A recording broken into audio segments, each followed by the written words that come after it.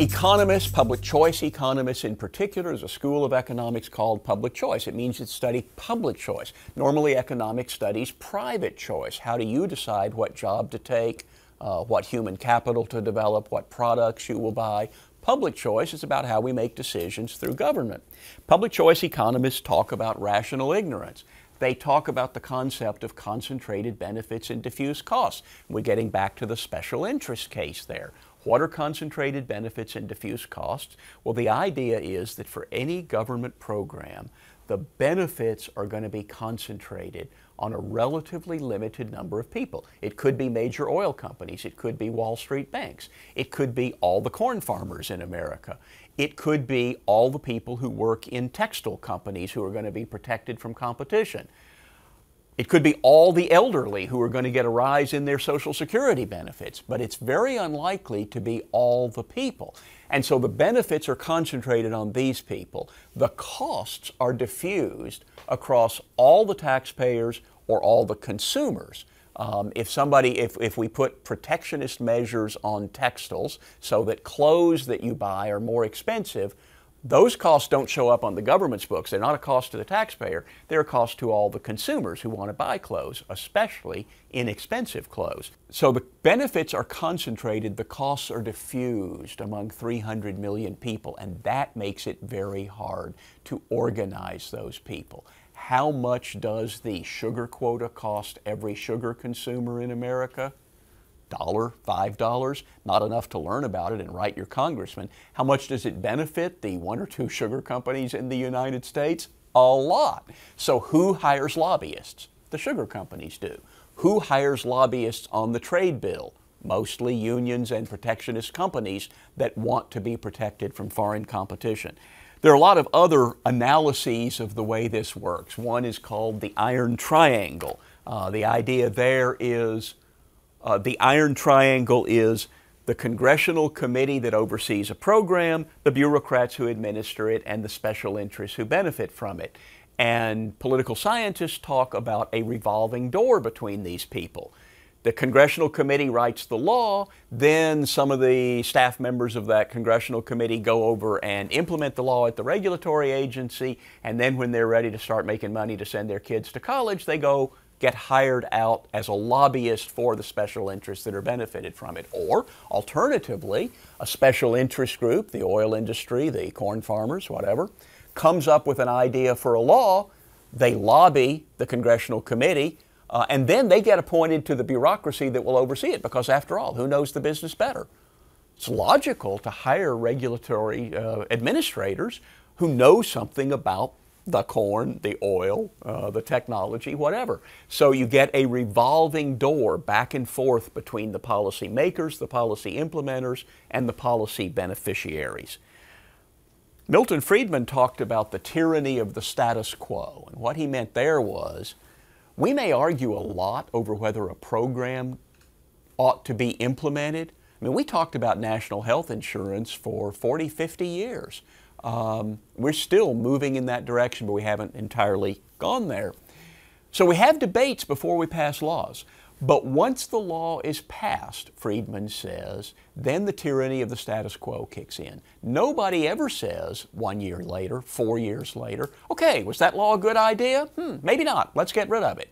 Never get rid of these laws. So once the law gets implemented, it stays there forever. There's no government manual on how to close down a government agency, because why would you need one? They never close anything down. Now, I'm saying never and always here, and you understand, once in a great while, the Council on Wage and Price Stability got abolished. The Civil Aeronautics Board got abolished. That was the one that held airline prices high for consumers. Interestingly enough, the airlines were against abolishing this regulatory agency because it was protecting them from competition and holding prices high. But pretty much tyranny of the status quo. Once the program is on the books, that's the last time anybody questions it. The next year, they discuss whether its budget should be increased by 4% or 8%, but they don't discuss whether it ought to be ended. Now, there's an additional angle here I want to talk about, and that is the relationship between the state and war. At one level, you might think war is devastating to a state. After all, you might lose a war like the Nazis and be swept away and put on trial and hanged. And that does happen. But a lot of times, war benefits the state. War brings the state more power, more tax revenue, more spending opportunities, more opportunities for regulation, lost freedoms. Just here in the United States in the 20th century, what did we see? We saw that World War I gave us conscription and the income tax. World War II gave us tax withholding. We got wage and price controls in World War II. Prohibition comes out of World War I. The Patriot Act, the NSA spying, all comes out of the reaction to the 9/11 attacks. In all of these ways, because people feel threatened, they're willing to give the government more power to tell them what they can drink or what they have to do with their money or spying powers. And usually those powers don't go away even when the war ends. So classical liberals, libertarians have always understood war enhances the power of the state. War is bad enough in its direct effects. People die. Buildings are blown up. Crops are devastated. Those things are bad enough. But the additional problem is that the state gains vast new powers and it tends to hold on to them. Some people like the vast powers of the state, but they don't like the killing involved in war. They're decent enough people to think war is a terrible thing. You know, children die. So they've come up over the years with what is often called the moral equivalent of war. Okay, we're not actually going to war, but the energy crisis, the drug crisis, the war on poverty, all of those things can be used as excuses to organize society essentially in a warlike manner. William James, about a century ago, talked about the moral equivalent of war as a way to bring discipline and fortitude and patriotism and conformity to American youth, get some sense knocked into them. In more recent times, we did see President Carter's energy crisis. What was that about? It was about huge new regulations to make people accept that they were going to have to wear sweaters and sweat a little in the summer because we didn't have enough energy. Turns out we have plenty of energy, but President Carter liked the idea that people would get patriotic and they would wear sweaters and they would wear t-shirts in the summer. The moral equivalent of war brings more power to the state without actually having to suffer the devastation and the grief that war itself brings. That's why, in a sense, it is the apotheosis of all these processes I've been talking about. If you can convince people we're in a struggle for national survival, whether that is against the Nazis or just against energy shortages, then you can persuade people to give up all sorts of freedoms, to give more power to the government, and then people in the government are able to administer this additional power. There's often an assumption that if you're in the private sector, you're self-interested. Not that that's a terrible thing, but let's face it, if you're in a business, then you're self-interested. Whereas if you go into the government, then you're not self-interested, you're public interested. And it was the public choice economists who first said, really? Just because you graduate and go to work for General Motors, and you graduate and go to work for the Department of Transportation, suddenly you're a selfish egoist and you're an altruist? That doesn't really make any sense. What if we assume that people in the government are self-interested just like people in the private sector? What would we observe? We would observe their aggrandizing more power to themselves. Oh, and that is what we observe. We would observe their building the bureaucracy that reports to them, and that is what we observe.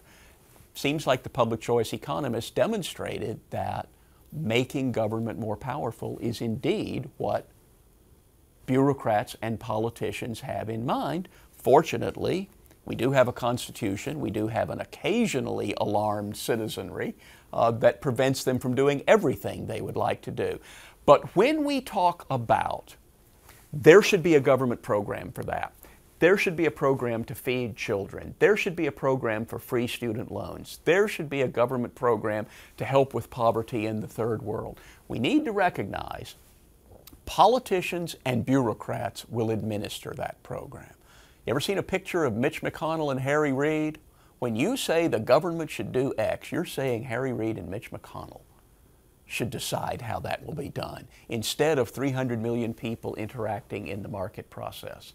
That is a reality that I think you have to accept. If you want bigger government, you have to agree bigger government is going to come with waste, lobbyists, politicization, all of those sorts of side effects, and maybe you think it's worth it.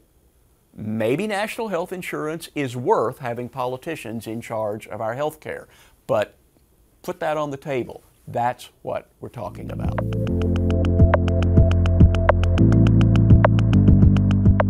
So when you described how a lot of our citizenry views how government works, I couldn't help but be reminded of the Schoolhouse Rock song, I'm just a bill, you know? And I was wondering where that whole notion comes from. Well, it's a sort of democratic mythology, right? I mean, that's what we believe democracy is supposed to be. And so, yeah, we teach it in our schools, and our politicians give 4th of July addresses about it. It is what is in the civics book when you're in junior high school, maybe by college the civic books are getting a little more realistic. But yeah, it is, I think, a national mythology. We're democratic. We're not like the old system. We came to this country to create freedom and democracy. And part of the issue, of course, is the confusion in American thinking between liberty and democracy. As a libertarian, I'm in favor of liberty. I'm in favor of a free society in which people are free to come and go as they please, to eat what they want and smoke what they want and marry who they want and work as they want and refuse to work as they want, spend their own money as they choose. Everybody in America is basically in favor of that. But they often call that democracy. And of course, democracy means something different. Democracy is about how you make the rules. And the ideal system of democracy really is kind of predicated on an assumption of this Greek arena. All the citizens, which remember, of course, was basically the slave-owning Greek freeborn men at the time, but the idea that all the citizens go down into the arena, listen to the arguments, engage in deliberation, and then make a decision which will be implemented seamlessly by public-spirited bureaucrats. It's the mythology, and all sorts of aspects of the state talk about it that way. I think every American sort of knows it doesn't quite work that way, but it's still there as our background assumption.